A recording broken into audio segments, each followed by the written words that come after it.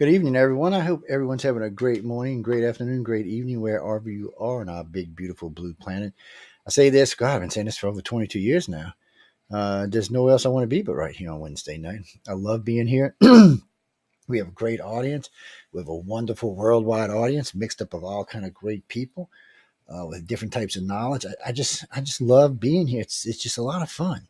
I get to talk to a lot of interesting people. I get lots of good questions. Speaking of that, I haven't opened up my email yet, but I will. Don't forget, there are 8 chat rooms you can visit us on. Let's see, there are 4 Facebooks, 2 YouTubes, LinkedIn, and somebody. And wait, four Facebooks, 2 LinkedIn, 1 LinkedIn, 2 YouTubes.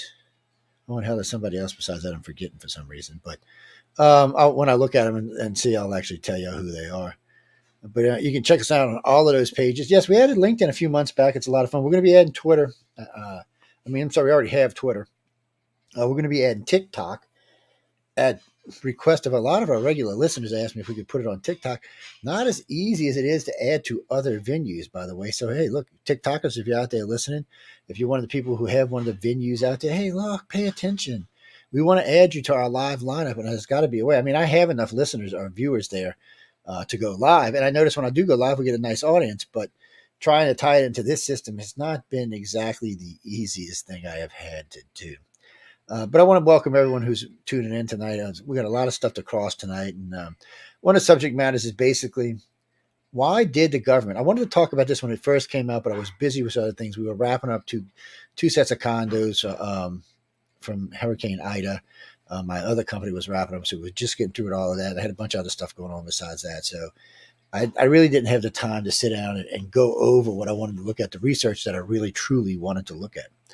I know a lot of this stuff by heart, but still, if I'm going to get into it like I'm getting into it tonight, I really want to make sure, yes, I'm dotting my I's and crossing my T's, as one of our listeners just said.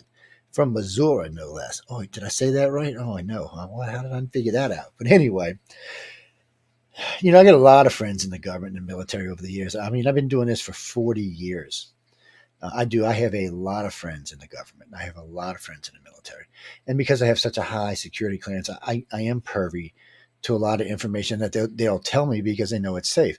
I mean, the FBI does a background check on me every 4 years. They don't find anything wrong with it because I'm not breaking any laws and I'm not, giving any government secrets out. And I'm not going to. And I've proved that over and over just by looking at my record. You can listen to everything I've done. I mean, I'm an open book. There's, 22 years of me on the radio.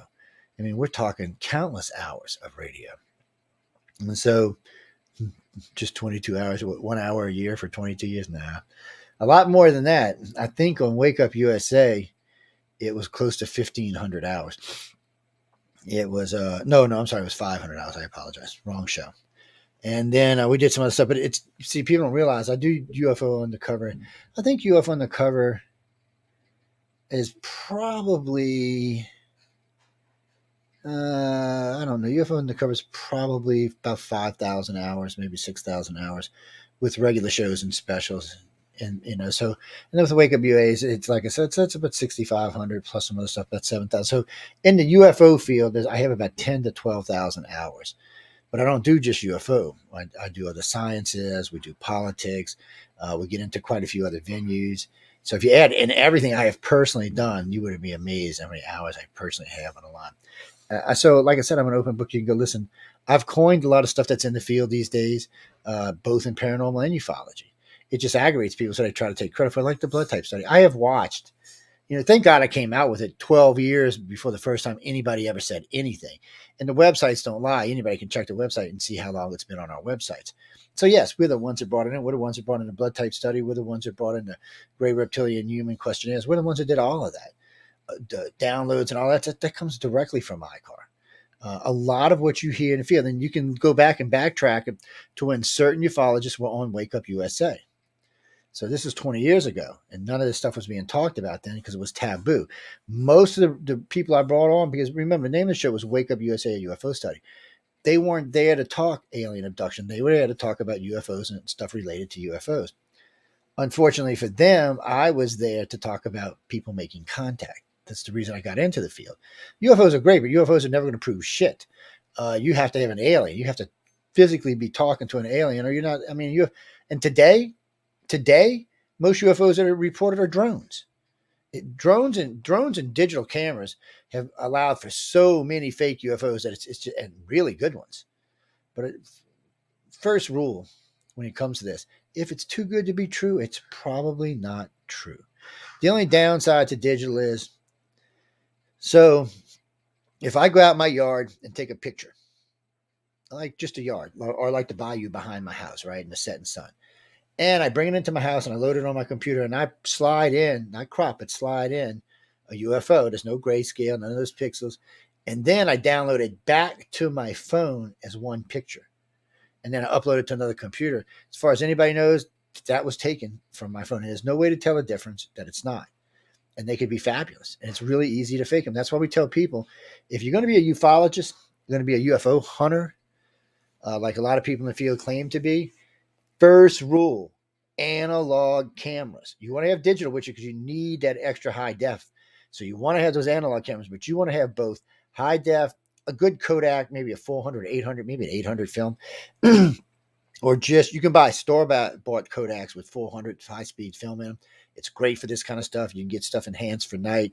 There's a lot of things you can do and have an analog. You can also get, so like my video recorders, I have one that's analog. That's actually this one, I got one really good one that records to its built-in 80 gig hard drive on the camera, so it goes to there, or a ScanDisk card. But I got another one that actually records to high 8 tape.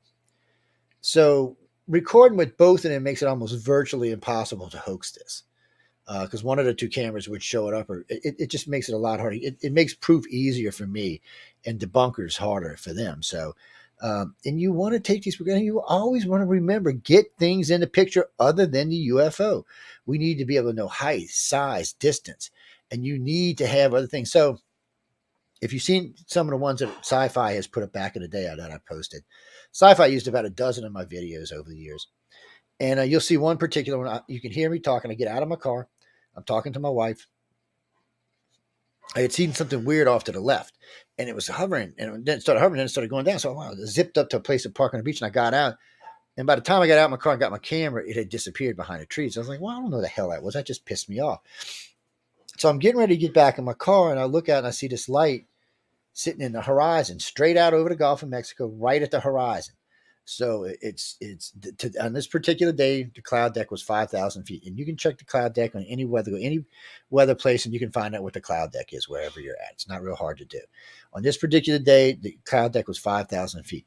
This was sitting straight on the horizon, right where the water meets the sky. It was sitting right there, so you could see it was about right above it. Just for me, it looked like about an inch. It was probably 100 feet or so, or maybe 500 feet. But regardless, you could see it out there, just sitting there. It wasn't moving, wasn't coming towards me. It wasn't moving any other way. It was just sitting there, and it sat there. And I was videotaping, and I zoomed in on. When I zoomed in onto it, it looked much different in the zoom than it did. So when you were sitting out and looking at it, it was like two lights. Kind of looked like car lights, but obviously it wasn't, because it was over the Gulf of Mexico. Matter of fact, one of the guys on Sci-Fi tried to say that's what it was, and the girl started laughing. He's like, that's a good explanation. He said, you do know that's the middle of the Gulf of Mexico. There's no cars out there, right? So he was embarrassed, but it was true. So you'll also see in these shots, you'll see like telephone lines and distances and clouds and the sun and the Gulf itself. You'll see other things out in the sky that will actually fly and move around. You'll see boats. So I'm getting everything in this I can, so I can judge height and distance. So judging from where it was, we knew it was about 2,500 feet above. Originally, it was around 2,500 feet because of where it was sitting. It was sitting at the break, and it was out where it was, and the cloud deck was 5,000 feet, and it was sitting in the middle.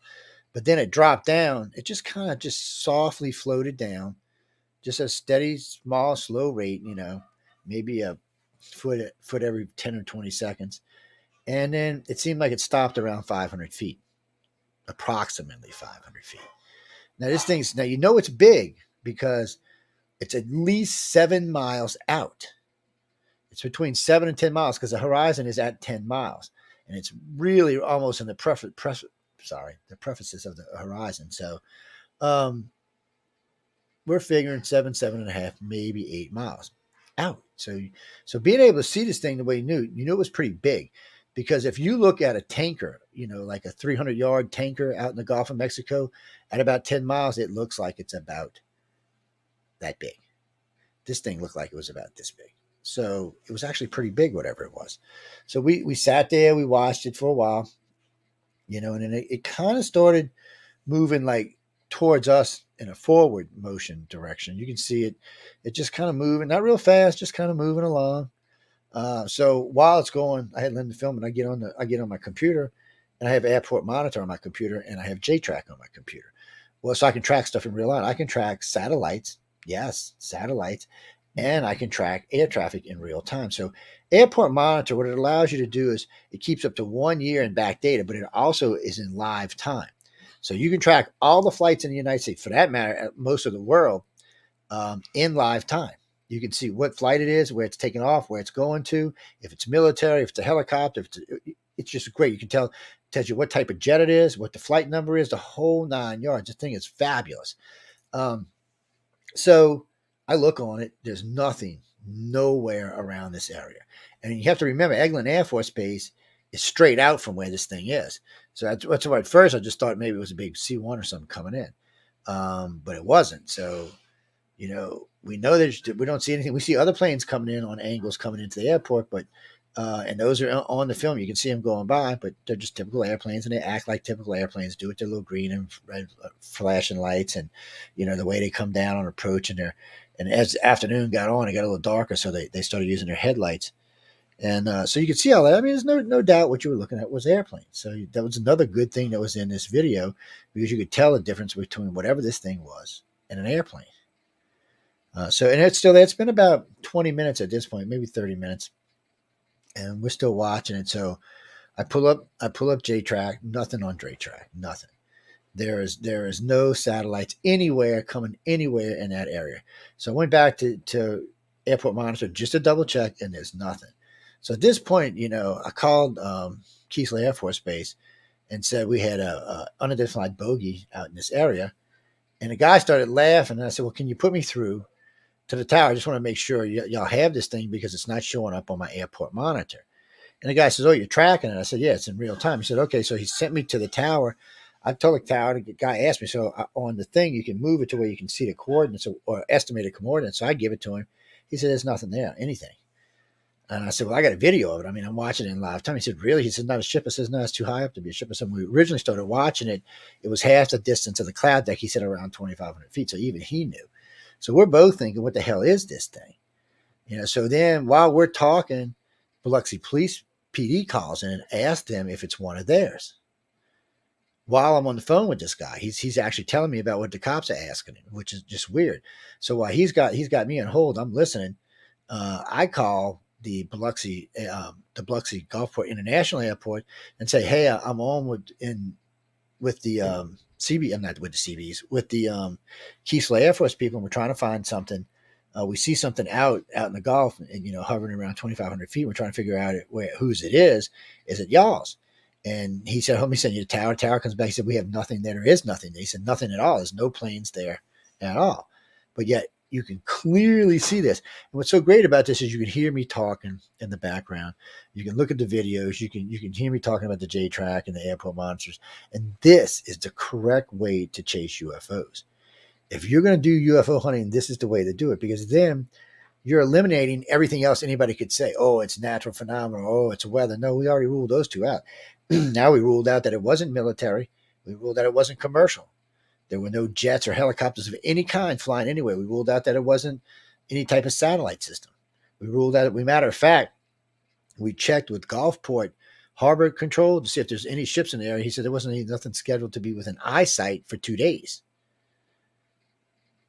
So we ruled out anything else it could be. This had to be something extraordinary. So we watched it for about another half hour, and then it just started to sink.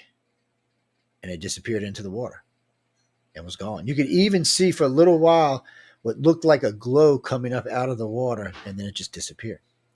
It's a great video. Sci-Fi loved it. Everybody who's seen it loved it. It's up on one of my Facebook pages. It's been up for like 10 years, so no telling where it's at. And we have so much data now. I'm gonna find it and repost it, but It's just a great video. But if you're going to do UFOs, this is the way you do it. UFO. You'll never hear MUFON talk about stuff like this because they don't really have these kind of skills. The MUFON just tells you to run out and do stupid. Oh, get a camera, do this, do that. Oh, yeah. No, that's not how you track a UFO. And you need, matter of fact, I'm the one that brought it up with James Carrion and what's his name? I can't think of Mooney Miller, whatever the guy after James was. That this is the way ufology should be taught. That you should always have X amount of things in it, and MUFON actually adopted that. So they actually do listen sometimes. But that was I got into it with him about it because it was just ignorant. Because I had asked what? Oh, I actually had asked John Schuessler, what was MUFON's claim to fame? What have they done in the 30 years they had been existed? He said, well, we've kind of proved that UFOs might exist. I mean, unidentified flying objects, Jesus, my dog could have done that. No, I mean, what is it? Do you think it proves extraterrestrial life? And he wouldn't answer me. So then I called him, invited him on my show, Wake Up USA, and asked him on the show, John, do you think that MUFON has proved the existence of extraterrestrials? He was pissed because I did kind of slap him with it, but he needed to be put on a spot because he went in. He wasn't director of MUFON at the time. He hadn't been for quite some time. I mean, he took over after Walt Anders retired. When Walt retired, Walt joined ICAR. He actually did that on air for the whole world to hear him, which was very nice of him. He didn't have to. Walt handled my wife and I's case back. Oh, shit. It's my son's 37, 36 years ago, 35, 36 years ago. It's, we had been with them for a couple of years before that. Well, to answer, Glenda, I'm going to answer your question real quick, and then we're going to get into what we're talking about. So, I've talked about this on air a few times. For me, it was weird. When I was young, I heard about UFOs. I was big into sci-fi. I remember the Pascagoula case, and I remember right after Pascagoula, the government started launching off these weird pink and green and blue clouds trying to attract UFOs. I'm not kidding. This is real. You can check into it for yourself. And of course, none of this worked, but this was right after the Pascagoula case. So, I found that interesting, but I don't know, what was I, like 14 or something, 12? I might not even that. I might have been 11 or 12.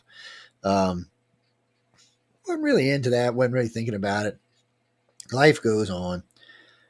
I decided to join the Navy at 17 because my dad had died and I was just pissed off at the world. So I said, you know what? I went and took the AV's test, the EVIS test, and scored like a 98. It was ungodly high. And matter of fact, I was mad when I took it. Maybe that's why I scored so high on it. I don't know. But they pretty much told me I could do anything I wanted. There was only one or two parts of the nuclear field I couldn't get into, but everything else was open to me in the Navy. I said, well, that's great. I'd like to take electronics and stuff like that, and avionics and things like that. So they put me in a avionics electronics class, which was great. It was just what I was looking for, man. So I got to learn a lot about stuff, how things work, how planes work. Do you know one of the courses in all of that is aircraft recognition? As far as I know, I am the only official ufologist that has actually taken a government class on aircraft recognition. But all the rest of them call themselves ufologists. Really? Give me a fucking break, people. I mean, some things are basic. If you can't identify what's an airplane and what's not, you got issues because NASA is sneaky bastards. So out here at Stennis, they will put stuff up in the sky, weird stuff, and you can see it's weird, but they'll stick a green and red light on each end of it, making you think it's just an ordinary aircraft. And Jen, they've been busted for this. Oh yeah, they got in trouble for this. No, they got in trouble from the FAA. They got, so I don't know who reported them. It wasn't NASA, but somebody reported them, and they got in trouble for it. They said, it was some plane was coming by and saw one of these things. They knew it was some type of, they didn't think it was alien. They knew it was some kind of human technology, but it was unregistered, and they're not allowed to fly them kind of lights when they're unregistered. They're supposed to have markings all the time anyway. So there was a big hubbub about it. That's how we all found out about it. That's how we were able to authenticate it, I guess is a better way of saying it. But there's a lot of funky stuff goes on, and conventional airplanes move in a certain way. And there's certain flight routes, there's certain altitudes they're going to use when they're going different places. It's not that hard, even with their running lights off, to tell it's a conventional plane. It's not really. It's not. You can tell the difference between a plane and a helicopter. They move differently, even at high altitude. Well, helicopters really don't go that high, but you can really tell the difference. And of course, military jets are moving at a much faster pace. As they approach, they sound much differently. They're much louder. They have a much meaner sound, like "I'm coming to f your world up." They're designed to sound that way, by the way. No, them jets can be way quieter. Y'all didn't know that? Oh no, the jets can be way quieter. Have y'all ever heard of an F-117? Them bitches are quiet. They'll fly over your house. You'll never. I've seen them. They'll fly over your house, and you won't even know they're there. They are quiet, quiet. They have mufflers on them. But no, these F-18s and yeah, especially old F-14s and Phantoms, they wanted you to know we're coming for you. Oh yeah, it was part of it. You're gonna die. Yeah, scared of Jesus out of them. That's the whole point. It's like when I used to play loud music and shit. It's distracting too. Actually, a lot of this stuff is still used even today. I didn't know that, did you? Yeah, a lot of this stuff is still used, but nothing we're talking about tonight. So we're not heading we're not heading in that general direction. Um, oh, we do have some new hosts will be coming on the network in the near future.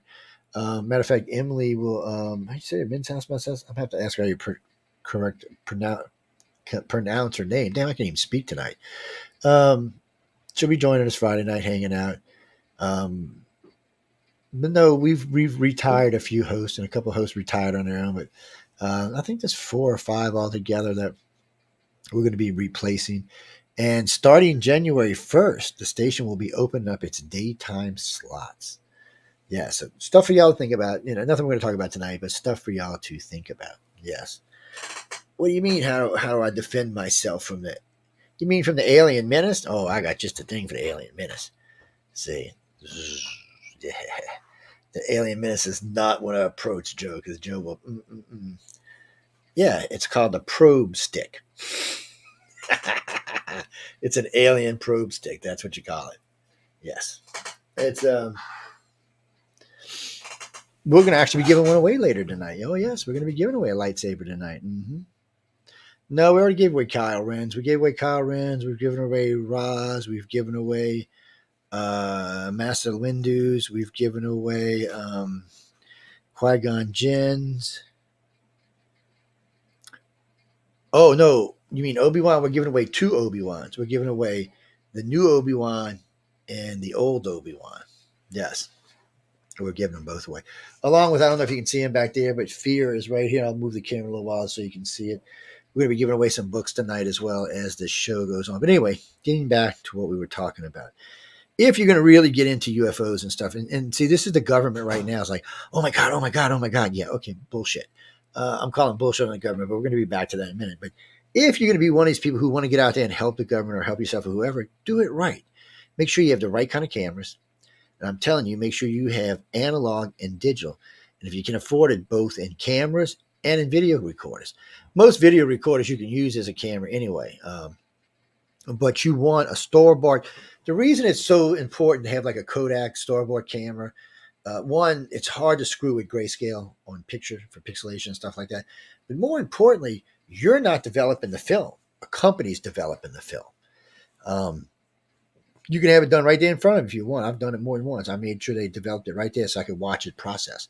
And there's a lot of places you can sit there and watch it process. And I would pick a place like that. That way nobody's screwing with your film.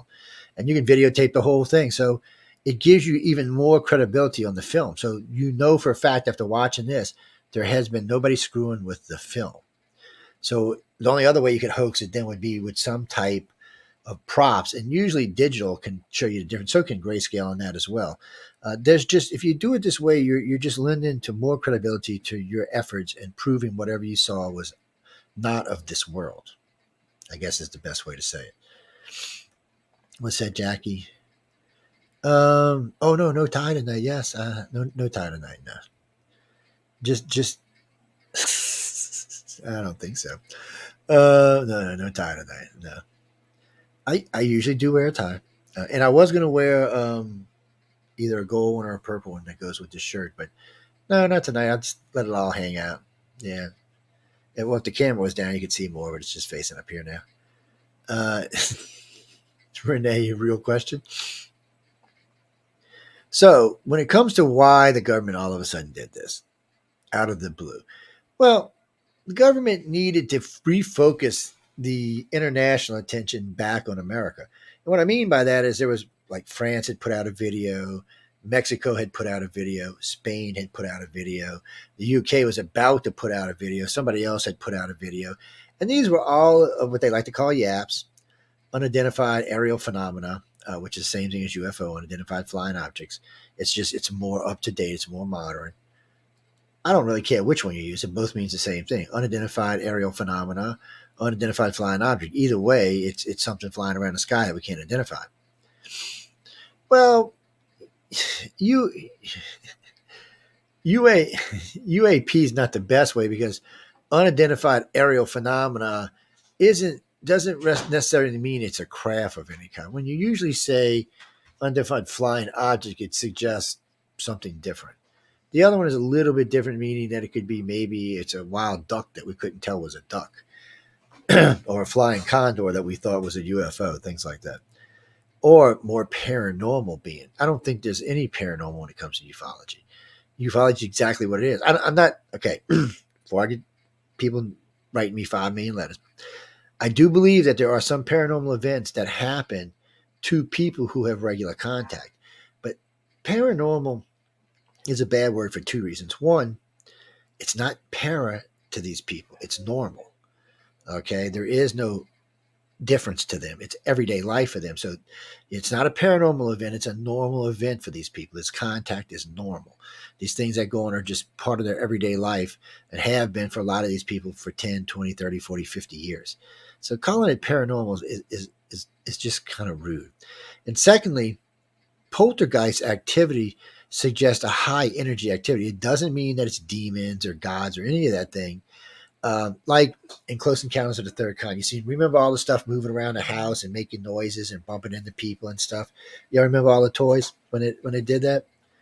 So a lot of people would say that was a paranormal event, but it really wasn't para in the fact that the ufology, the people, the energy from the ship is what caused it, not any ghosts or demons or any of that stuff. So I just want to clarify the difference because for some people, okay, Whitney, all right, smarty pants. Sorry, I was just responding to somebody else, but yes.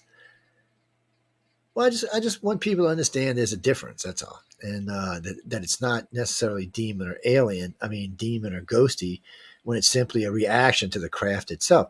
We know that in a lot of cases that when there's UFOs around, there is lots of things that go on. Watches run backwards. Digital watches do all kind of weird stuff, then just die. Cars will turn on and off. Lights will start flashing. So we know the craft itself has some kind of interaction with any kind of electric or electronic or digital anything around it. Uh, um, it just tends to have an interaction with it. So, but paranormal people want you to believe that it's some kind of demon being brought out by the aliens. Really? Why? I mean, why? Why is it that we got to go there? I don't understand that. What is it? And see, that just makes more people look at it like, oh no, that's bullshit. Well, it's how people look at it. You got to fight your battles. It's like you got to win one at a time. You can't try to get them all at once because it's not going to happen. If you don't realize what I'm talking about, look at medical marijuana or look at marijuana in the United States today versus just 10 years ago. Okay, they didn't try to do it all at one time. They tried one little baby step at a time. Oh, let's get it. Let's get it for people who are dying. Oh, let's get it for people who it can help them feel better and be better and do better. And then, oh, you know what? It's such a good thing. Let's make it recreational. But if they would have tried it the other way, it would still be completely illegal across the whole entire United States. Well, it's the same thing with this field. If you try to jam everything in this field from God to demons to everything else, people are just going to discount it. They're going to look at you like you're stupid. Even if it's true, they're still going to look at you like you're stupid. They're going to be like, no, that can't be what's going on. No. And a lot of people don't believe in demons and stuff like that. You can ask my friend Michelle DeRoche, you can ask quite a few, Christina George, any of my friends in the paranormal field, Chris George, they'll tell you. I came up with dimensional bleed through about 15 years ago, and I still don't get the credit I should for it, but it just pisses you. It just pisses paranormal people off because they'll go on and on. I said, "Well, how come ghosts can't be dimensional bleed through? Why can't it be the next dimension over? We're just seeing someone from the next dimension." And the reason I say that is a couple of things. One, most of the time when people tell me they see dead relatives talking to them after they died, they usually describe them differently, like they're wearing some weird clothes or their hair is different or their eyes, or something's just a little bit off. Well, you're so distraught when you lose someone that stress, especially if you're telepathic or psychic or empathic, that stress will allow you to either probably make, and especially if you live anywhere where the veil is thin, you can cross that damn veil. You could be laying in that bed, in that same bed on the next dimension over, looking at your dad or your mom, whoever passed away, and be having a conversation with them, just a normal everyday conversation, and you're freaked out because they're dead, but they're not freaked out because they're not dead. They're still alive. They're just in an alternate dimension. So the reason I bring these kind of things up is I don't we sometimes put too much shit into the paranormal group. The paranormal people got enough stuff to deal with without just adding crap on top of it. And when it comes to ghosties, I just have a hard time thinking there are that many dead people floating around. First off, I would think God would be like, "What the is this?" and just and I'm pretty sure Satan would be the same way. What is this? No, we don't need all this deadness floating around, and it can't be a good thing for us. I'm just saying, people. You don't have to believe me. This is not about belief. Well, you see, that's what I'm saying, Tim. I mean, sometimes there are what we would consider paranormal events. It's just we got to make sure when we call them paranormal that it is something. So with the Greys, especially, you will hear a lot of stuff like poltergeist. The Greys and the reptilians, for some reason, you'll hear a lot of poltergeist activity with them. And then from time to time, you will hear people talk about like the black eyed children or something that seems like it's across the veil or across the line, for a lack of a better way of saying it. And it's it could be paranormal, but in a lot of cases, I think it's not. And so it's making sure we get the right thing because we want to distinguish between the two because we need to know for both fields. And if there is true crossover, we need to prove there's true crossover and not speculate. And for some reason, I got in this field a long time ago thinking that people were more, how can I say this nicely? Shit, I'm looking for the words to say this nice. But anyway, people we're going to be more research based, more factual. They were going to check themselves. But come to find out, in either field, they are some lying, stinking, no good SOBs, man. And I mean, some really just people that shouldn't even be in the field. They'll lie about anything just to get their next chance on TV or their next radio show or their next 5,000 people or whatever it is. And frankly, it just pisses me off. And I do sometimes take it upon myself to drag them people kicking and screaming into the light for the rest of the world to see them. But regardless, we as researchers or as experiencers, we need to every piece of information we can get. We need to bring that into being and see where it leads us. One of the biggest things I tell to contactees all the time or abductees, keep a freaking journal with you all the time, not just next to your bed, but all the time. Because, and no, do not keep it on your phone because phones are easy to wipe. Keep it in a written book. You can keep it both ways if you want to, but write it down as well. Because I have noticed this about contactees, especially. Once they start writing it down, you'll notice they'll be writing in English, and slowly but surely, as they start to write over the next year or two, it turns into their own private language. Almost every one of them does this.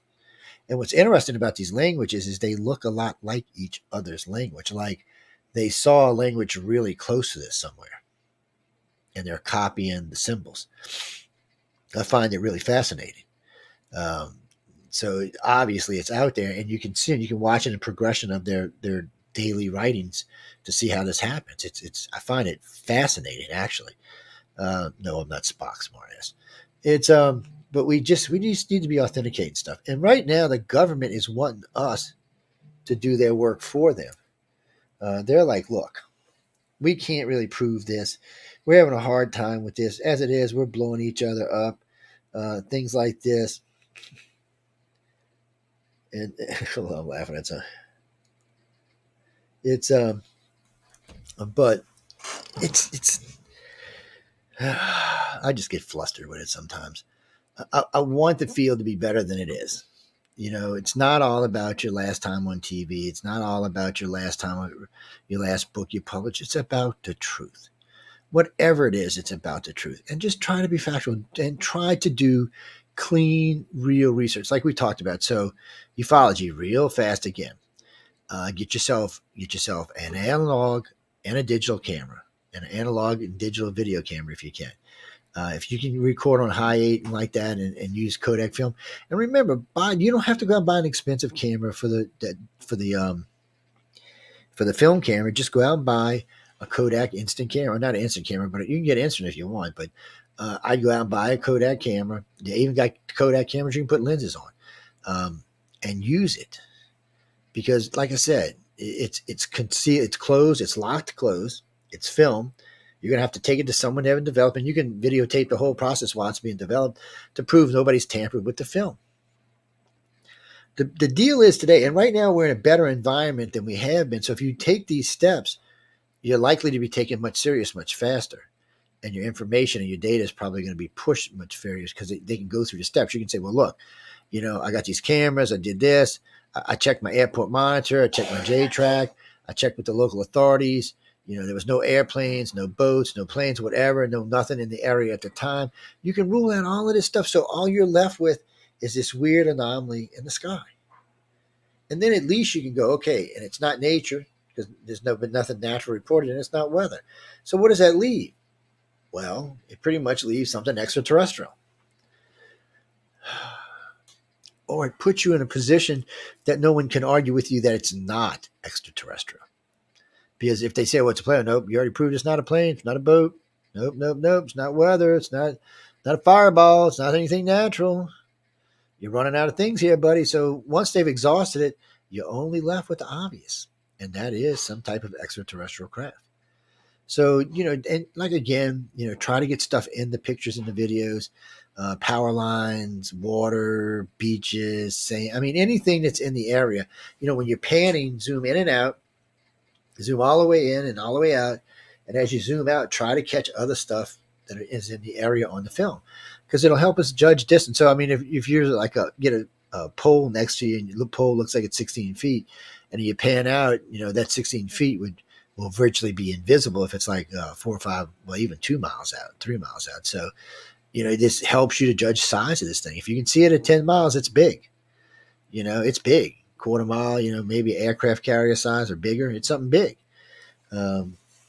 So all of this stuff helps, and it just helps it authenticate the case and also shows that as a researcher, you're taking the right steps.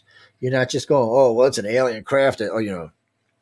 Shalonda over there told me she was probed by aliens, and that's her alien craft right there parked on top of the building.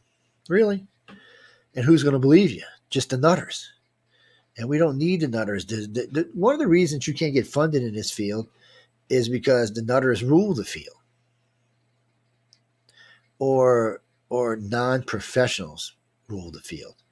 There's a lot of groups out there that are just not professional. And just like what we were talking about, I know I got a lot of friends over at MUFON. I got a lot of enemies over at MUFON. The problem with them is they're not interested in the truth. I've never even heard this new director. I haven't even seen him on TV or heard him speaking anywhere. Last I heard, MUFON was on decline, not on the upward. So I'm sure you can look it up. All you got to look up is their 501c, and I'll tell you exactly how many members they have. When you're a 501c3, you have to make that public. It's required by law. Yes, you can't lie about it either. Because if you say you got more than you are, you got to pay more money. Yes, so I'm just, it's just the way it works.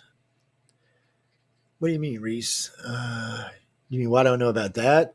Well, I own my own businesses, and iCar was going to be a 501c. And then I forgot what happened, but Google and all of them just surrendered all their information. The only one to put up a fight, by the way, was Yahoo. I forgot, it was some kind of government thing. And I realized as a 501c, they can come in and look at my information anytime they want. By law, they can audit the books anytime they want to. They can look at the donors, they can look at the members, they can look at everything. But as a private research organization, that is not the way that shit works. You will have to come in and you have to go to see a judge and get a reason why you want to come into our businesses. And it better be a damn good one because, they got lawyers, they got to sue you, they got a couple of pro bono lawyers on staff. So you can't just go around bullying businesses because it might get into the press. So in a research organization that's been around for 40 years, you're going to start picking on them out of the blue for no reason when they have no ties to anybody that of any consequence. You're going to look bad. But MUFON's not that organization. MUFON is just the organization of, I want to look pretty because I want it on my resume because I'm a UFO person. No, I'm not kidding y'all. So back in the 80s and 90s, especially in the 90s and early 2000s, I met a lot of people, lawyers and doctors and stuff, that wanted to be MUFON directors just so they could say they were involved in chasing UFOs. No other reason. And they didn't actually actively do anything. Well, think about it. MUFONs like us, they had directors all over the place. It really hasn't changed the game as it has, and not as far as flying saucers go. What do you mean? What do you think we've done? We've changed. ICAR changed ufology in a way that can never go back. Abduction research and contactee research is changed because of them in such a way that no one can ever change it back. And it doesn't matter who wants to take credit for it or not. It is deep in the field now. The terminology is, the research is, the data is. There's no getting away from that anymore. Yeah, it's just not. Yes, and thank you, Clara. We were part of getting that going. Nice for somebody to say thanks every once in a while. Oh, I get aggravated because, look, I got a big ego and I do a lot of radio and TV. So it's not like it's beating me up or anything or it's going to hurt my own personal standings. Anytime ICAR doesn't get the credit, all those research people, and some of them have passed on now, don't get the credit. That's what pisses me off. No, it doesn't matter if I get the credit. I'm a spokesperson anyway. Good or bad, I'm going to get credit any way it goes. They do not get the credit they deserve for the research they've done. Anytime someone steals a piece of data or claims it as their own, all these people that have been working on these projects for 10, 20, 30, 40 years don't get the credit deserved to them. And it just pisses me off. A lot of hard work went into what we know these days. And we know a lot. We know a lot. I mean, when I say we know a lot, we know a lot. It's scary how much we know about it. It really is. You mean how much the government knows? The government don't. That's a problem for the government. The government's kind of screwed in the fact that contactees won't tell them jack, and the aliens won't tell them jack. So there's much hearsay. They don't have this big flowing relationship with extraterrestrials that I don't know who wants you to believe. Stephen Greer, maybe. I don't know. Somebody out there in the field wants you to believe that the government has all this knowledge. If it did, it would not be begging the populace for knowledge. They would still keep it tight-lipped. If the government really knew why the aliens were here, what they were doing, why they were taking their citizens, there would have been no reason to make it public to us. They would just shut this down as usual. Y'all are crazy. It's not real. It's fake. There's no evidence to suggest extraterrestrial life exists. Even though we're finding exoplanets every day, there's still no reason to believe extraterrestrials exist. You see, I used the word believe there. Yes. Well, because for me, it's when it comes to this research, this isn't about religion. So when it comes to me personally, it's more about knowing. So for me, you've either seen it, experienced, or you've seen enough data that you know it's true. Anything other than that is a belief, and there's no reason to believe in extraterrestrials. You can either prove it to yourself or you won't. Either way you go, there's no reason to believe. Yes, take it for the facts. Oh, you mean my alien hunter? No, that's not my alien hunter. This is my alien hunter. Yeah, you see Bob right there? Bob knows all about my alien hunter. Look at him. Yes, he does. He knows all about Martha. He said, So, okay, Jack. So, wait, you don't think we should meet ET with our gun first? It don't work around him anyway, so what does it matter? No, it doesn't. you know how many guns I used to own when I was young? Oh, it was a ridiculous amount of guns. When my wife had my son, I sold all but like two of them. I just didn't want them in the house. I had a lot of weapons, so no, I still own a couple guns, but not near as many. No, but no, I keep that not for the aliens. I keep that for the idiots. Because some of the places we go, you never know what you're going to run into. Not that you might not run into an alligator, a panther, or a black bear, or something like that. There's always the possibility of that, or a snake or something. But you never know what kind of crazy deliverance idiot you might run into way back in the swamp somewhere. On one of these places we go. So it's always good to have protection. And since people already think I'm crazy, a crazy man with a gun, it's never a good combination.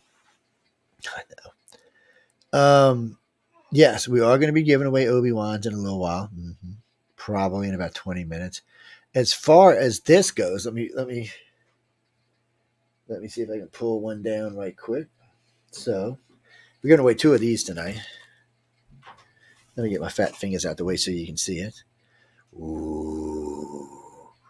Oh, yes, I am coming for you. What is this? On steroids. Oh, no, his name went right out of my damn head. What's the guy with the long pointy fingers? Yes, it's that on steroids. Oh, maybe it is. But anyway, we're going to be giving away two fears. No, we're actually going to give away two of those, and then we're giving away. Hold on. Let me get them. Well, let me get them.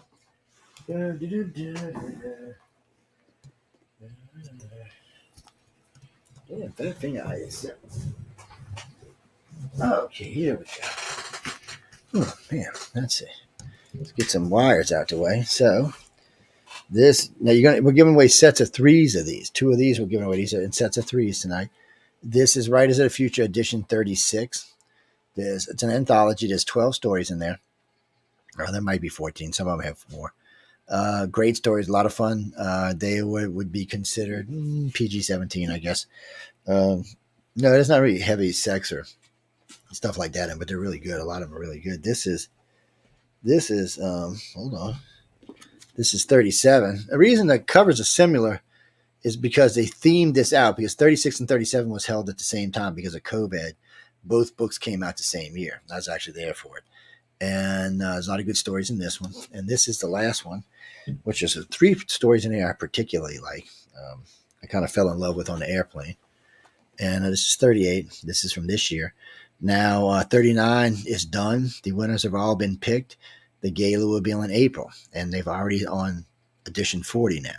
So, but anyway, we're going to be giving away three of these tonight, or actually six of them. Two sets of three, and two of the fear books. You know what, Don? Let me see if I got any left. There you go. CD. I know, CD, huh? Who's got a CD player anymore? Anybody's got a computer, I guess. CD-ROM. But so I'll give away one of the audio ones away and one of the books away. How's that? For the fear, so we're gonna take email 15 and email 20, and this is gonna be icarcox.net. Okay. That's for the books. Well, I haven't given a question yet, smarty pants. Oh, I'm telling you, boy, we got some crazies up in the chat room tonight. In the other chat, wherever y'all are.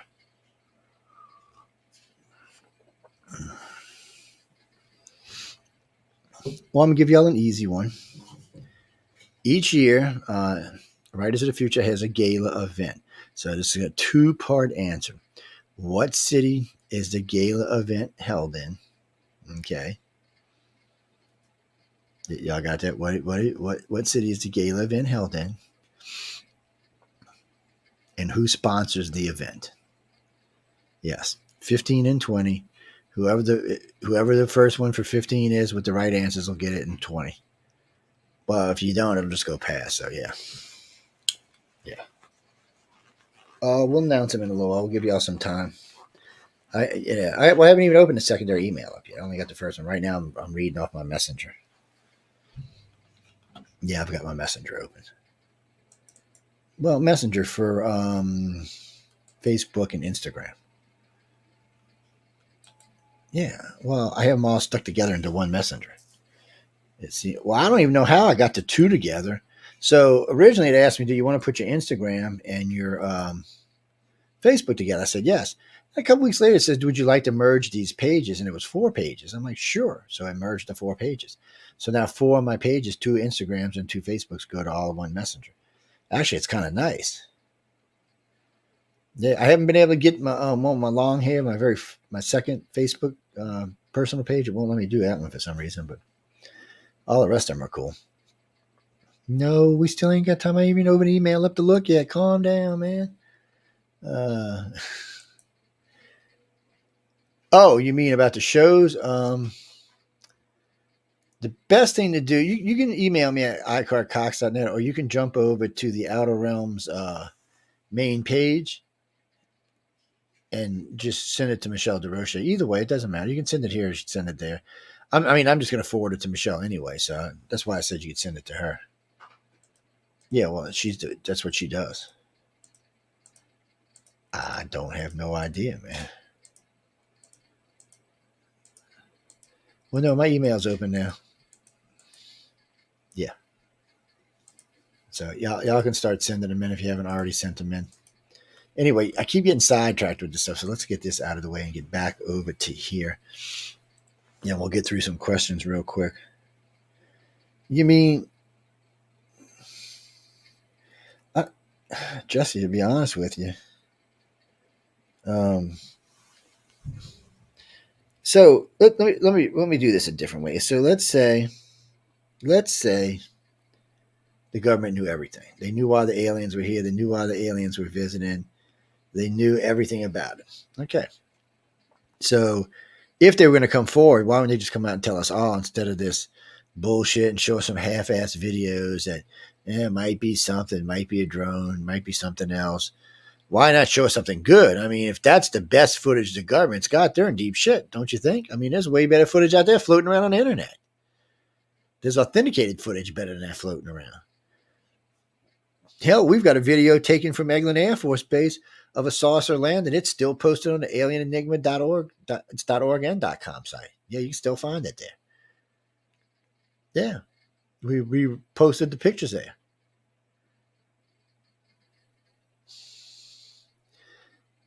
So why would they do that? What do they have to gain by doing that? What they have to gain by doing that is somebody with some really good pictures or some abductees with some really good information may come forward to help them out, feeling like they need to do their duty, their due diligence. Man, I am just tongue tied like unbelievable tonight. Yeah, I don't know what that is.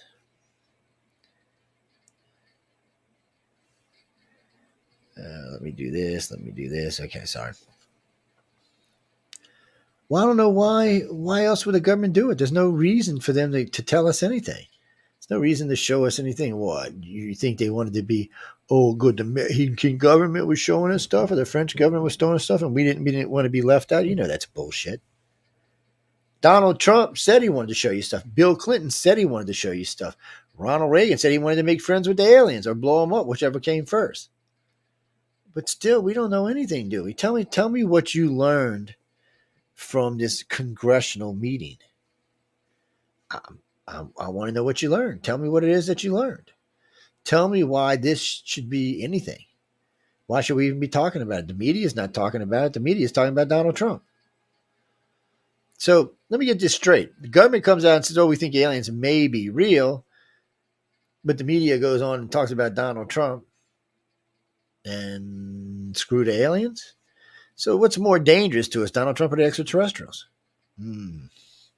Smart ass. I knew you were going to type. I knew somebody in the chat was going to type Trump. Yeah, you better hope Trump never gets hold of one of them sauces. He'd be emperor. Mm-hmm. Yeah, so would Joe Biden if he got hold of one of them. Well, I don't know what's going to happen, but there's no reason for the government to do what they did.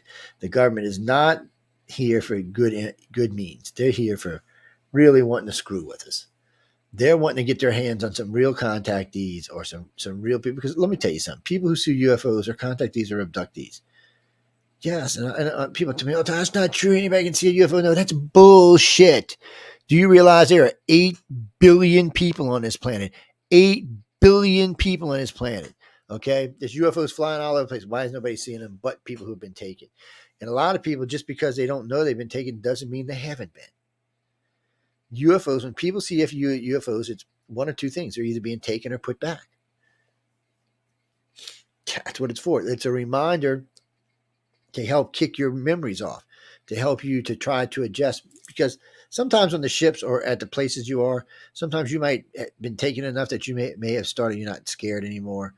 You may have an interest in what they're doing. You may actually be telepathically talking with them when you're on board the craft. So they see that you may be someone that might become a communicator or something else involved with them. Become one of the. Anyway, there's several programs you can get involved with the aliens with, and they may see that in you, so then they allow you to remember that. It's like in the old days, people used to see deer and owl and stuff like that and thought they were cover memories. They're not. They're trigger memories. Just as what a UFO is, it's a trigger memory. It's a memory that help you to realize that something just happened to you and you need to work it out. That's what they are. They're trigger memories. We were wrong. It's one of the first things I caught corrected. We had said we were. We realized about 10 years in, we were wrong. These were not cover memories. These were trigger memories. Oh, the field still today calls them cover memories. That's what I'm saying. They're just, they don't want the truth. They don't want to be part of the truth. They don't want to help anybody. It's all about, is my book going to sell? Am I going to get to go on TV? Oh, you mean TV? If I sell out, I could be on TV every day. I've been offered many gigs about doing abduction reenactments that are less than accurate. And I don't know why they think they need to mess with them, because they're scary enough on their own. If the reenactments are done, there's no reason to ever screw with someone's experience. Oh, you mean the peace, love, and light experience as well? That's a whole different thing, and that's not what the people are interested in. No. Maybe the people on Gaia TV might go for that, though. You might be able to sell that to Gaia, but everywhere else, that's not what they're looking for. They want fear. They want to scare you. Mm-hmm. It's what they want to do. It's not just with the aliens. They're always trying to scare us.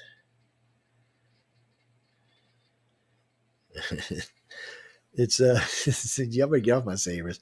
Uh, you mean this one? Hold on, one more time. Yeah, I'm gonna go check the questions in a minute. This one was given to me when I was at Fan X in Salt Lake City as part of the advertisement promotions for the network with the other ones that were given away. Yes, it is badass. It's got the fighting stick on it, so I can whack people with it and shit. Yes. I didn't even know that, there's whole fighting clubs for these things, man. You can get out there and have a field day with this stuff. Oh, yeah, man. We're ready for see, Darth Vader comes here. He's going to wish he didn't. Everybody and mom are going to have a lightsaber trying to probe him. Y'all think I'm kidding. It's true. It used to crack me up, and I used to say this to my friends in the 90s. I said, one day America is going to become a country that everything is done by remote control and through gaming consoles and stuff like that. And I said, the U.S. has been playing games nonstop since the 70s. And here we are in 2022 with some of the most advanced games in the world. So when you go to like one of the Air Force or Navy's drone places, you do a survey with these people, every one of these kids were gamers, and damn good gamers. So they're going to easily get out there and fly tons of shit around. Well, the world's got a long ways to catch up with the U.S. And remember, Japan's on the United States side, and so is Europe. So even if China does have a bunch of good gamers, it's not going to really help them because they're surrounded by other people. Well, China can't have that many because 1 billion of their people still live below poverty level, probably without electricity. And out of the other 400 million, only about 200 million of them live like Americans. Yeah, so China's just got a long ways to go. I'm not anti-China. I'm anti-communist. I think China could be a changing face in the world if it would become a true democracy or a true republic and become, let the people run the country. No, ours is corrupt, unfortunately. Yes, our country has become corrupt. Not everybody, not every politician. No, not everybody's corrupt. It's just a lot of them, enough of them to make it harder on the rest of us. Yeah, I've never heard you say absolute power corrupts absolutely. That's what happens.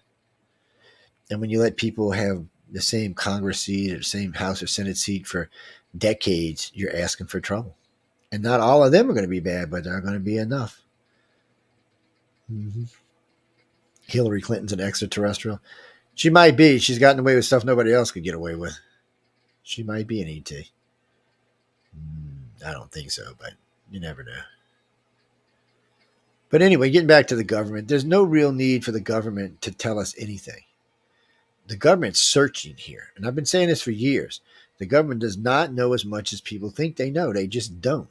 They would not need military abductions if they did. So when you millab somebody, which millabs are fairly common amongst abductees, um, why would you do that? If you knew already how one of their ships worked or what type of engines they worked or what you can expect when you go on board or what kind of atmospheres they have, any of this stuff, you would just ask the aliens. Obviously, they can't. Obviously, they do not have this kind of relationship with the extraterrestrials that are visiting our planet. I don't think our extraterrestrials trust them even a little bit to do anything. I think they know they're after technology. And well, it's like Roswell. People always give me shit about Roswell because I changed Roswell just like I changed Betty and Barney Hill. I was told that Roswell was a dual crash site. There was the one at Mac Brazel's ranch, and then there was the one in Corona. So it was one in Roswell, one in Corona. The first report I heard in Corona was by a lieutenant colonel who was telling me and a friend of mine who's passed away about this particular event with these Cub Scouts. So it was the scout leader and two kids. It's probably dad and his two kids, or a kid and his friend. But anyway, they were hiking through these mountains in Corona and stumbled across a large intact spacecraft. He described it as probably a football field, maybe a football field and a half long and at least a half wide, and at least that thick. It was big. And outside of the spacecraft, there was 5 bodies that almost looked like he said they were human shaped like us, about the same height and all, but they looked kind of like they had started to melt. That's his words. So now we know earlier, same day, just a little few minutes earlier, a ship came down to Mac Brazel's ranch and broke into pieces. Now, that could not be a deep space craft. Deep space craft are not going to break up on impact. They're either going to explode into nothing or they're just going to wedge themselves in the ground or skim along like an asteroid or meteor does. They're not going to break up. So, unless it's like shit like ours. Ours would break up. But anything that can travel through interstellar space at anywhere near the speeds of light is not going to break up an impact. That means they can take micrometeors, can hit their craft at speeds close to light speed or faster and take no damage. So nothing on our planet's going to withstand that. I mean, there's nothing that dense on planet Earth. So they're just going to right into the ground how many feet it takes them to stop. But like a shuttle or maybe an escape craft, they won't be that rough and tumble. They could break up on impact and probably would if they're at the right speed. So what you see is this craft that came down in Corona with these other dead people, and then you see, I think they said 3 or 4 alien grays were found at this craft. It sounds like the grays ejected, and the human stayed on board the ship until it crashed. So it also sounds a lot like a ship that we supposedly recovered from the Nazis. So we recovered this ship. They were on board, just guiding us in the way to use it and fly it, and we crashed it. They didn't crash it; we crashed it. Because let's be honest, any ship that can travel through interstellar space is not going to be brought down by radar. There ain't no shit in hell that's going to happen. Ain't no missiles or nuclear weapons we have that are going to take it down. I mean, shit, they sat over one of our nuclear silos. We've shot missiles at them, and it's done nothing to them. We've shot machine guns at them. It's done nothing to them. So nothing they had in World War II or after World War II was going to bring down an advanced extraterrestrial spacecraft. That's bullshit. Anybody who believes that is just lying to themselves. Yeah, if it was an escape craft or maybe a shuttle coming down, yeah, maybe one of our missiles or even Lightning might take down one of those. But it's not going to take down an interstellar craft. And that's what they were trying to say this thing was, a deep space craft. So that suggests that the other crash site was where the UFO went down, and the first crash site was where I keep wanting to say shuttle, but the escape craft came down. Knowing that, changes the whole way you look at Roswell. And then the Roswell Journal, I think that's what it was called at the time, put out 3 pictures. And I only ever saw these twice in my entire life. Once when I was 15, and once I think I was close to 30. And that was at a conference somewhere. So what they were, and this is it was in the original newspaper clippings. So there was a picture of what looked to be fiber optics. I can't really describe it as anything else because it really looked like fiber optics. I mean, I've worked with enough fiber optics to know that, it looked just like it. The next one was a picture of what we would consider a microchip that we use today, actually quite a bit smaller than the microchips we use today, but a microchip that we would use today, something along those lines. And the other one looked just like flexible aircraft aluminum, which we have in a lot of our supersonic jets. But none of this stuff existed in the 50s. None of it. So where'd these pictures come from?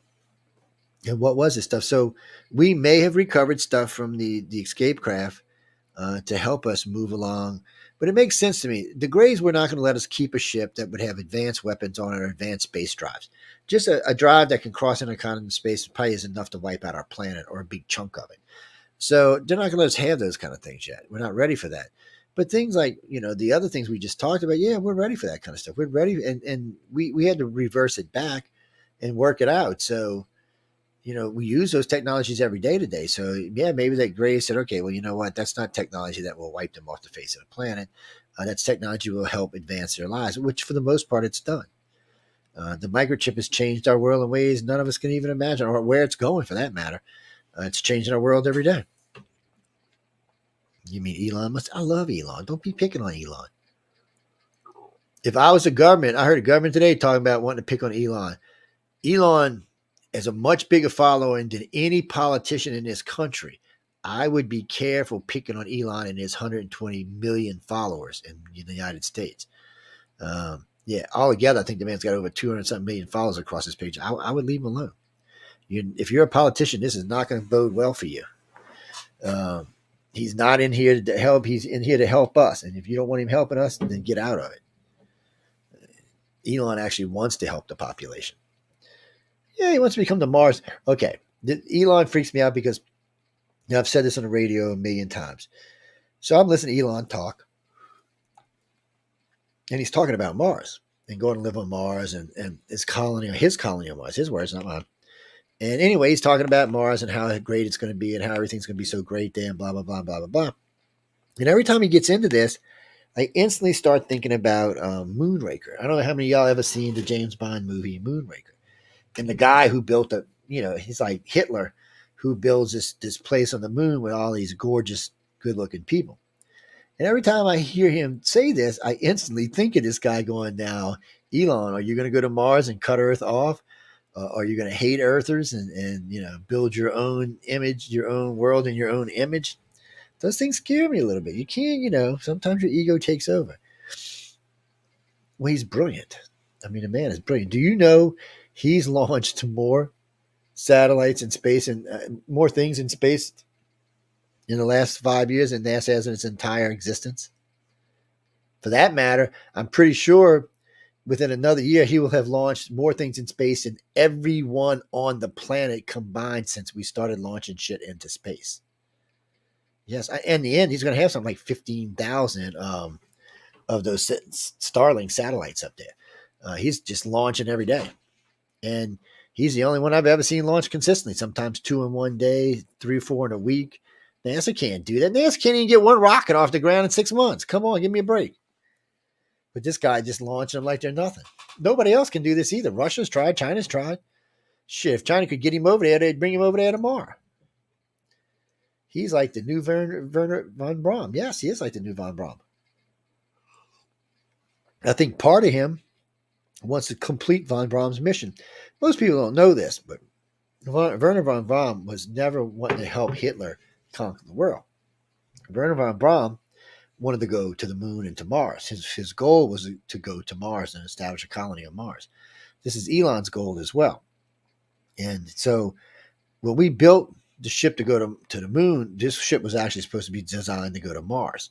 Just it was going to be on a larger scale, but this is where he wanted to go. But after What we went 7 times, 8 times to the moon? Was it Apollo 17 or Apollo 18? I forget. I think it was Apollo 17 was the last one. So Apollo 11 to Apollo 17. So 6 times we went to the moon. That's it. Now you do know, in case y'all don't know this, 18, 19, and 20 were paid for.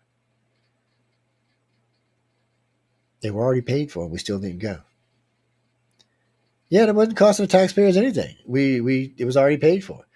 Um, but by this time, um, Neil Armstrong had come out and said that he had met extraterrestrials on the moon, and they told us to stay the hell off the moon, or off the backside of the moon anyway. You mean, do I believe Neil? I met Neil once. Didn't talk to him about this. Seemed like an honorable guy. I did meet the reporter in Washington, D.C. at the second X conference I attended at the press club. Stephen Bassett introduced me to him. And he seemed like he had his stuff together. I mean, when I found out who he was and researched him and everything, there weren't anything about him, saying lies or bad stories or making up stuff. He said he didn't even want to come public with it because he didn't want to hurt Neil's career as a senator. Yeah, I know. It always bothers me, NASA. It's always bothered me. So we train astronauts to go into space and look for ET. That's what we do. They find ET, we don't want to hear about it. I know, I don't get it either. So we find how many? Do you know how many astronauts said they saw something in space? Almost all the Mercury, Gemini, and Apollo astronauts said they saw something in space. Quite a few of the astronauts on board the shuttles also said that, and then the Russians have also said that on their old space station and their missions as well. Yes, so you've got more than 100 astronauts at least that have seen something in space that is not from here, but for some reason we don't want to talk about it because we don't know what it is. We don't know where it's from. We're scared of it. Like we're scared of everything we don't understand. Well, it's always good to be cautious with things you don't understand, but you don't necessarily have to be scared of everything. Well, yeah, you're right.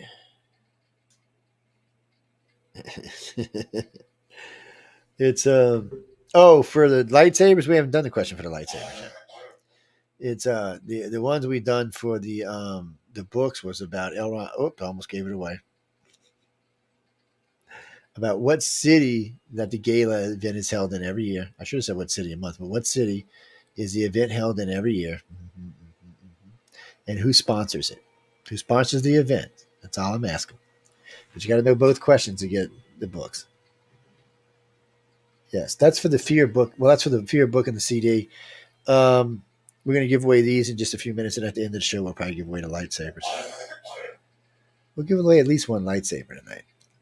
Yes, I am not your father, Osholio. I'm just saying, I'm not. I am not your father, Osholio. What can I tell you?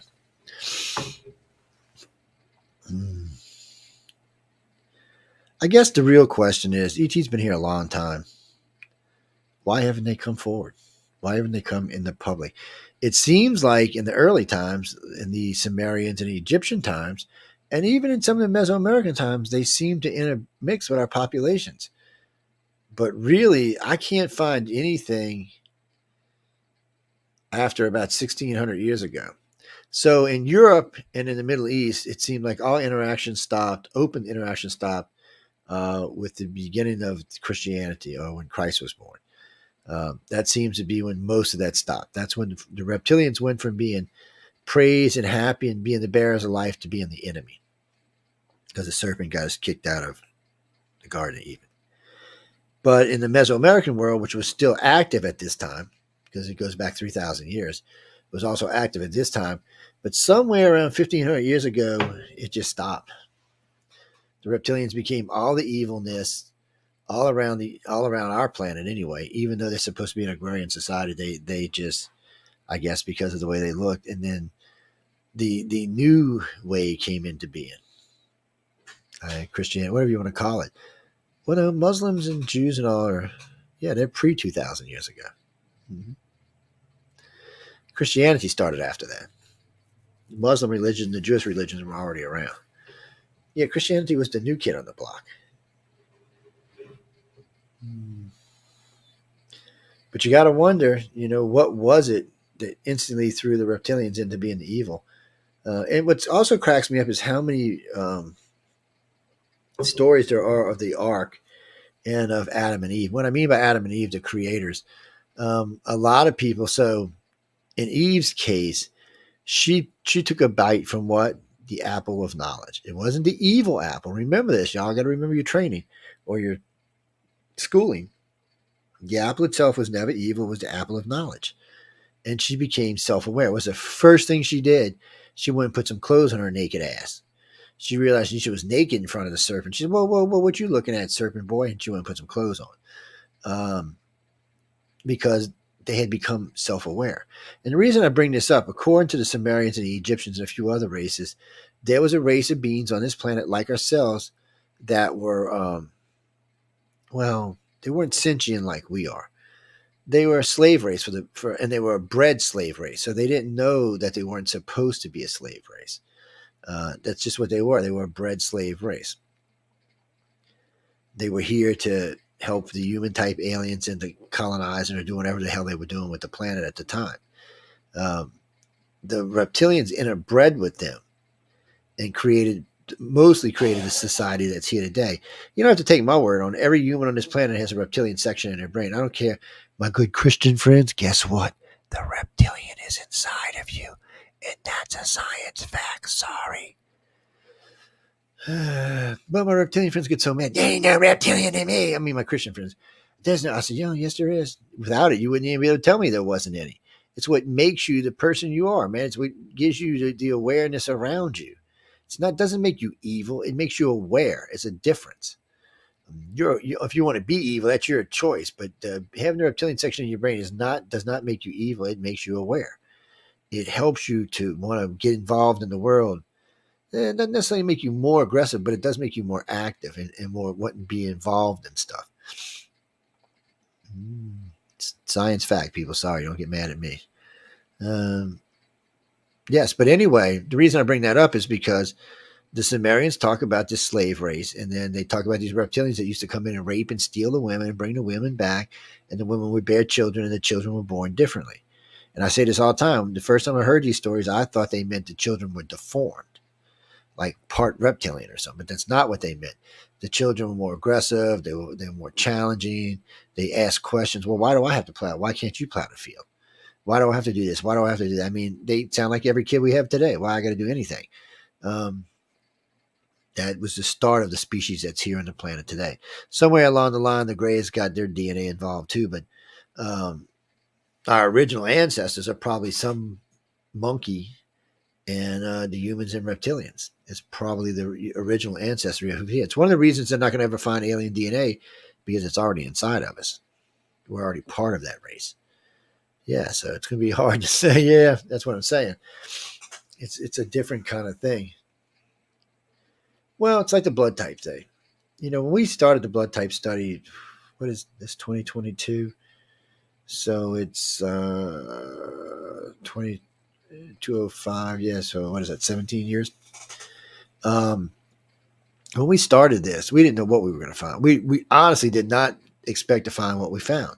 We did not think there would be a preference of any blood type. We thought it would be broke up across the world like all blood types are. And we were wrong. They particularly like Rh negative by a big difference. I mean, not just this study, almost every study conducted, with the exception of one that I've heard of, says that Rh negative is the preferred blood. That aliens, the majority of contactees are Rh negative, which is weird because Rh negative is a minority on the planet at only 15%. And, green and blue eyes are also a minority on the planet. Half the contactees have green and blue eyes. But, when I was a kid, green and blue eyes were only 2% of the world's population. Today, I think it's 12 or 14%. So it's grown considerably. But somehow or another, that Rh negative has stayed right at that 15% mark. Got to wonder about that. Rh negative people are different. They have different types of personality. They're just different. And they do not share common ancestry with the rhesus monkey like Rh positive people do. What's that about? Why don't they? Why are they that much different? Also, O negative is the universal donor. The only blood that can be given to every human on the planet without killing them. It's also where the majority of our hematological research comes because it's the purest form of blood known to man. So out of the blue, 35,000 years ago, Rh negative showed up on the scene as a blood that could kill babies and create all kind of havoc, but yet still somehow ended up being the universal donor and the purest form of blood we have. Doesn't sound like it doesn't sound like no, it does not sound like Gaia put it here to me. Because I don't think Mother Earth would have put a baby killer on the planet. Well, until just recently, I mean, what, 20 or 30 years ago, you had to get a blood test to get married in this country because Rh negative and Rh positive could kill a baby, could be stillborn or worse.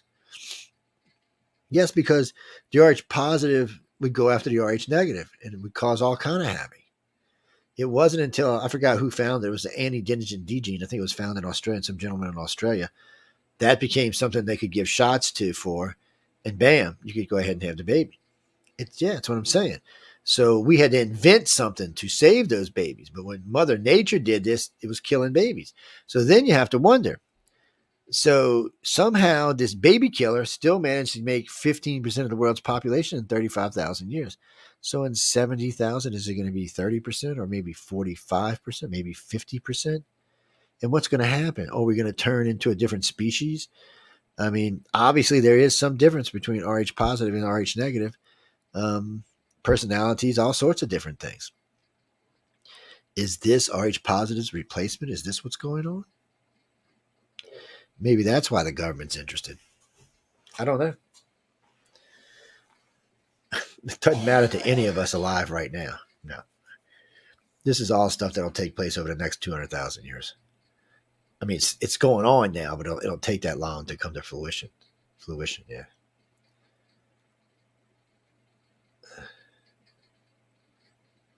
Oh, you mean the other three? Yeah. Okay. So we do have the two winners now for the Fear book, and I will announce them in a few minutes. So now we're going to give away the three L. Ron Hubbard books, which is 36, 37, and 38. So two people will get 3 copies of them. Well, I got lots of books. I'll be giving away books all the way until January 1st. Yep. Mm-hmm. Oh, yeah, because we want you to be happy. We want you. So we just gave away this one.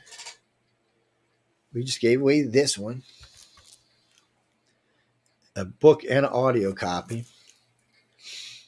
So those will be going out tomorrow. And then we're giving away Writers of the Futures, winners of 36, 37, 38. So there's 40 stories there. There's 40. So you're getting 3 books with 40 stories. You can read and read to the grandkids. You can read to the kids. You can read to the spouse. You can read to the wife, the husband, the wife, the husband, whatever. It doesn't matter. You read whoever the hell you want to. Or you can let them read it themselves. Yes. So this is an easy question. I have a friend who has a radio show on this network. I want to know the name of the show and the name of my friend. Okay, for email 30. Actually, for email 1 and email 30. Yes, I want to know the name of my friend, and y'all have heard me talk with him many times on this network. Matter of fact, he'll be joining us this Friday, this Wednesday, and next Friday for the parade, and we're going to be advertising the parade in LA. Yeah. So anyway, so that's enough about all of that. No. Oh, you mean the other one? The city was Los Angeles. That was where the gala is held. And the sponsor is L. Ron Hubbard, Writers of the Future. Yes, you needed both. And they got the answers. And hold on. Let me find out. Let me find a pen before I tell y'all so I can make sure I write it down. Okay. All right. So the first winner is from Washington, D.C. Well, hello, Washington, D.C. How are you? Lewis Jones. Wow, you got a normal name and a normal city. That's the first in like this whole year giving away. We've had some weird names in some weird places, man. I mean, I think 3 of the 6 lightsabers have gone to other countries. Yeah, I know, huh? Yes. So Lewis Jones, Washington D.C., winner of it's you get the choice. So if you write in right now, you can get the book or the CD. Mm-hmm. because you were the first winner. I know that's mean on my part. The second winner is from Buffalo, New York. Oh, East Coasters today. And it is, well, your first name's Serena. I know that. I'm not sure what that second name is. It looks like Casarosta, because it looks, I don't know. I'm probably butchering your name. I apologize if I am. But anyway, you won the second one. So when Lewis sends, oh, he's already has, so he's good. So you'll be getting a audio CD because he took the book. So they'll be going out tomorrow. So y'all should get them in like 2 or 3 days. So thanks for participating, and I'm glad to see people winning. I'm glad to see some of our U.S. citizens winning for a while. Damn, y'all are writing in for them books fast, huh? So one's already in. Damn, you already rolled in. 30 didn't get it right, so we got to wait for the first person to get it right after 30. Yes, I know. I will show the lightsaber in just a few minutes. Yes, but well, we only got X amount of time left, people, and we got things going on. So to answer a question I was asked earlier tonight, what can you do to help the government with extraterrestrial? Well, you can do your research. Find out where ET shows up, find out regular visitation places, listen to people who have been contacted on a regular basis. But, don't always believe everything you hear. Okay. I'm just being honest. Don't always believe everything you hear. Oh, I can tell you what you want to know what the question's going to be for the lightsabers tonight. I'm not going to tell you what email it is yet, but I'll tell you. How much did George Lucas get paid for Star Wars when he sold it to Disney?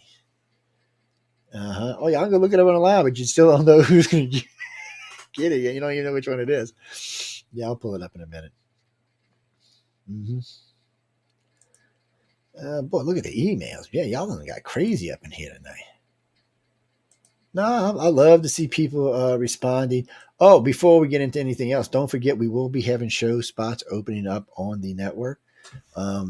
Starting January 4th, we will have daytime slots opening up Monday through Friday. We do have a couple of evening slots, but you would have to get hold to Michelle DeRoche because she is working on filling those fast.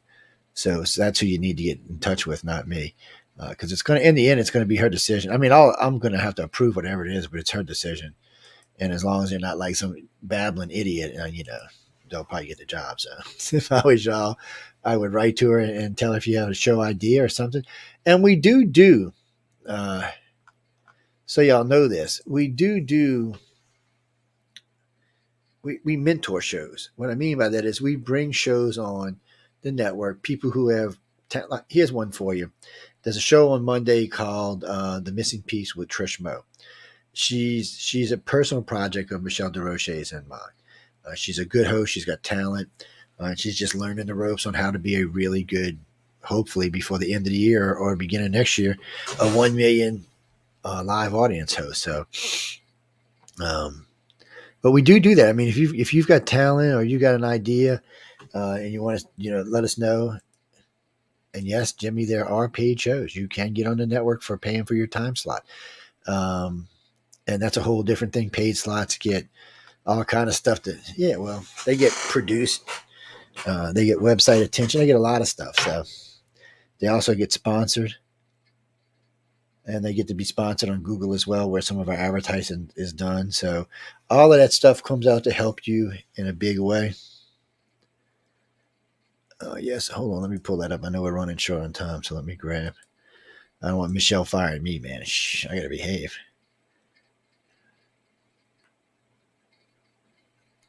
Oh, we're glad y'all are saying the House won the Republicans. Whatever. I don't really care right now. Well, I don't. Well, I'd rather see them get it than the Democrats, to be honest with you. But um, I'm not a Republican, and I'm not a Democrat. I'm not, guys. I'm sorry. I'm just not. What are you talking about?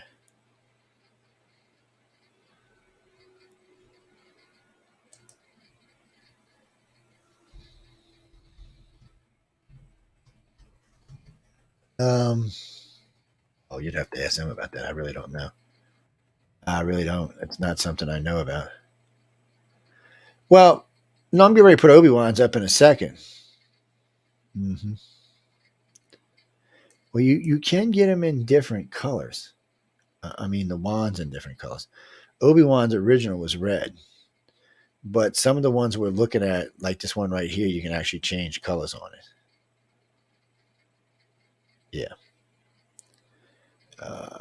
It's cool. But anyway, I'm going to post it up for y'all to see it uh, in just a second. Hold on. Let me see if I can find it. Screen share. There she blows.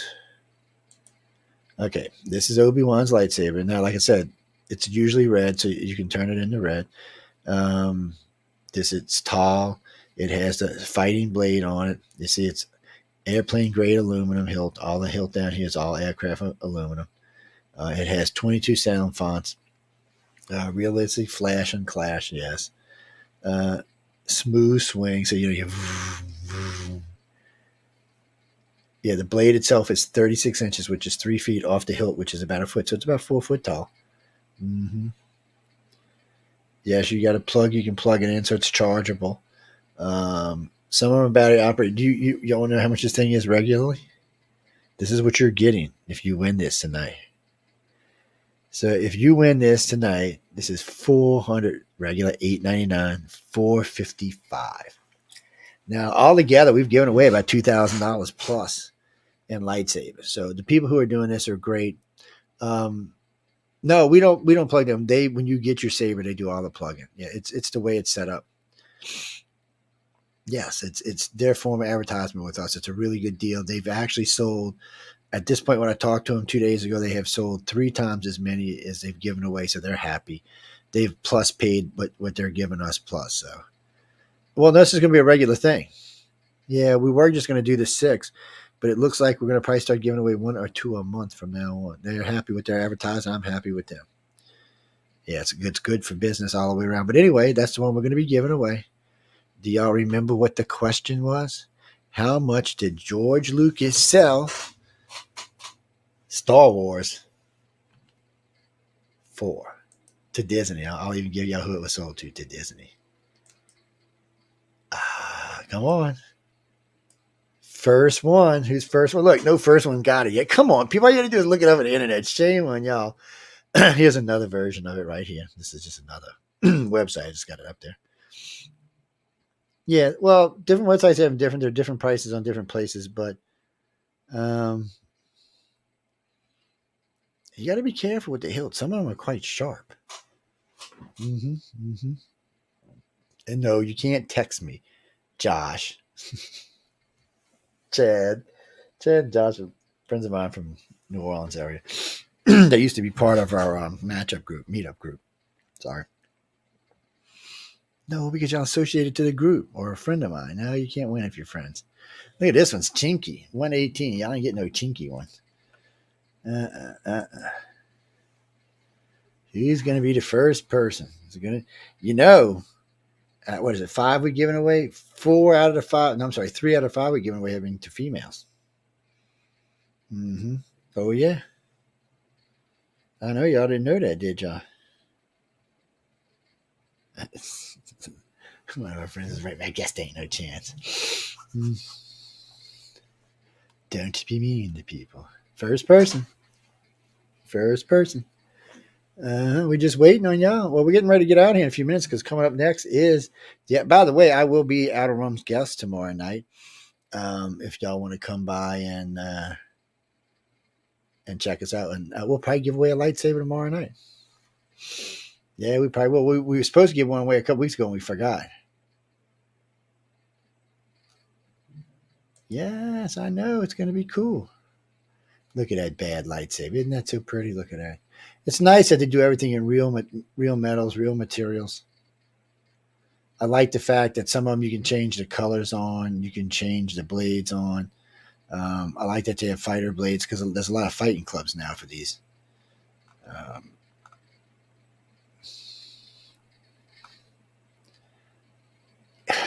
you mean me? No, I've never had any formal fencing classes. Well, okay. In the Navy, we learned how to sword fight, but not like fencing and stuff like that now. Well, because the Navy still uses swords. It's still part of their uniforms. Yeah, so there is a class. It's like a week and a half in boot camp. And when I say a week and a half, it's like an hour a day, week and a half. And they teach you how to parry and stuff like that. Nothing. Yeah, it was. I was laughing when I seen it because we've been learning how to shoot rifles and M14s and M16s, 203 grenade launchers, shit like that. And I'm thinking I'm in the Navy. What am I going to use all this for? And then all of a sudden, there was it was they didn't call it fencing, they called it something else, but there was a class on swordry. I was like, really? I said, we have to take it. And they said, yeah, you have to take it. I was like, damn. Hmm. Well, there was a class on how to plug a hole in a ship with cork. I'm not kidding y'all. So laying around shipping all these different lockers, there were pieces of cork shaped like cones, anywhere from this big up to like huge. And what they were for was plugging holes on a ship if it sprouted a leak. You shoved it in there, and then somebody with these big round wooden things would pound it in. They actually worked. But I don't know how big of a hole you can plug because once the water's moving at a certain speed, I don't know if you can get the damn plug in there. Or a certain pressure, I should say, not speed. You mean Bob? No, I'm not giving Bob away. Bob's not giving away, and you can't see the picture tonight since you asked me about that. No, Bob likes being here. He likes being on television.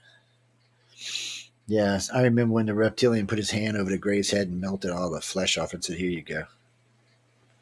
Yes. So anybody who comes in our room and likes to spam our room with like sex stuff, I'm going to send the Grays to probe their ass. Oh yeah, and not in a pleasant way either. I'm playing. I'm serious. Um, so we might have our winner, even though it took them. Well, all y'all were close. I mean, one guy put 4.3, one guy put 4.1, one guy put 5.5. I mean, y'all were all hitting in the general vicinity. Yeah, but anyway, we got it now. So, and who is this individual? Marshall Howe. Wow. Okay, Marshall Howe. Huh? Marsha Howe, sorry. And Marsha Howe, where in the hell are you from? Where are you from, Marsha? Where are you from, Marsha? I don't see. Well, Marsha, you're gonna have to tell me where you're from so I can send this to you. Um, yes, you just won Obi-Wan Kenobi's lightsaber, a regular $900 product. It's yours. It takes about 4 or 5 days to get there because I have to send them the thing in the morning, and then they will mail. It usually takes them 24 hours, and they ship it out. It usually takes 2 or 3 days to get there. So, Marsha Howe, where you where are you from? I don't know. It's kind of blurry. Can you just? Oh, maybe it's me that's kind of blurry. Hold on, let me see. Portsmouth. Where's that? At Connecticut or somewhere? I don't know where the hell Portsmouth is. You're gonna give me the whole place, man. Come on, don't be teasing me. Wow, you know where Portsmouth is? I mean, it could be in another country, as far as I know. I know the name sounds familiar, but I don't know why it sounds familiar. Uh,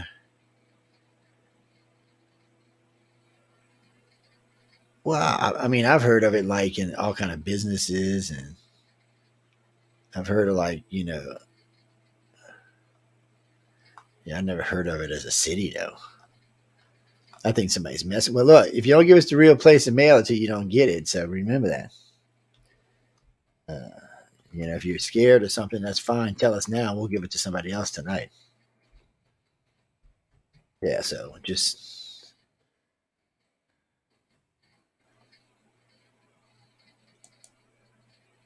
what is it? Port. Wait. What? Oh, girl, you gotta learn how to type. You typing is as bad as mine.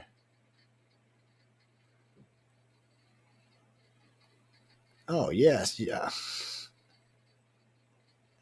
yeah. I actually know where that is. That's in Virginia. But you had an I, and that's an O, so it makes a big difference. Anyway, just make sure you give us all the correct information, and we will send it out to you. It's actually Portsmouth, actually, is what it is, guys and girls. It was somebody's handwriting is as bad as Joe's is. Yeah. Marsha, you should be ashamed of yourself. And next time, text, a type. You don't have to write it by hand. I don't know why you did it like that. Well, no, I got some friends that like to do that. They like to write in their text on their computers. They got little plug-in pads on the side of their computers. Wait a minute, you watched for nothing. You got to see my cute self. Um, I know, huh? Well, we're getting ready to get out of here because coming up next is the Outer Realm, and they are probably starting as we speak, guys and girls. So be sure to check out Michelle and Amelia. Hopefully, Amelia's feeling better. I heard she was feeling bad yesterday, so I hope she's feeling better. And at the show tonight, and I will be their guest tomorrow night, and we will be talking about why do aliens like to probe people named Martha. I'm just teasing. I'm just kidding, guys and girls. We'll actually be talking about. No, really. No. We'll be talking about alien stuff all night. Probably more about base contacts and stuff like that. But it's up to them. It's their show. They'll ask whatever they feel like asking.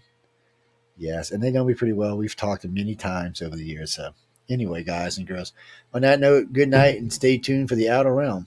See y'all Friday.